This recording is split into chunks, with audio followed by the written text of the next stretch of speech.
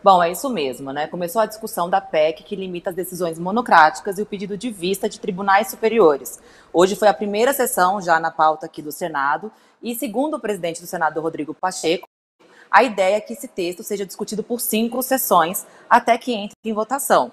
Então, fazendo os cálculos, entraria então na semana, acabaria essa discussão na semana que vem, e aí então teria um acordo entre os líderes para definir então essa data de votação, né, Diego? Vale lembrar que esse texto foi aprovado na CCJ aqui do Senado no início desse mês, em meio àquela escalada de tensão, né, entre o STF e o Congresso por conta de votações divergentes em temas muito caros aqui no Congresso, como foi a questão do marco temporal, que inclusive também tem sido muito discutido aqui essa semana por conta da sessão do Congresso Nacional, né, de vetos, que está marcada para quinta-feira. Então, aqui começa hoje essa discussão, a previsão que seja de 5 sessões, e aí entra em acordo com os líderes para saber quando será votada essa PEC.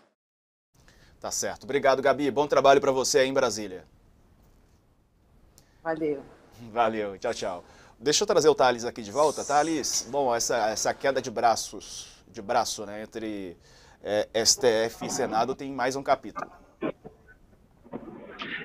Pois é. Eu vejo hoje menos como uma queda de braço do Senado com o STF e mais como uma demonstração de força do Rodrigo Pacheco e do candidato dele à sucessão, o Davi Alcolumbre. Na verdade, já está colocado aqui no Congresso a sucessão de Rodrigo Pacheco no comando do Senado e Arthur Lira no comando da Câmara, e essa disputa pela eleição dos sucessores está fazendo com que os atuais presidentes da Casa comecem a demonstrar que são poderosos e que podem e que querem e podem eleger quem vai ficar no lugar deles, porque querem manter o poder. O que ocorreu? O Davi Alcolumbre foi presidente do Senado há um tempo atrás. Elegeu o Rodrigo Pacheco para ser o sucessor. Ele fez o Rodrigo Pacheco, que não era um senador muito forte na casa.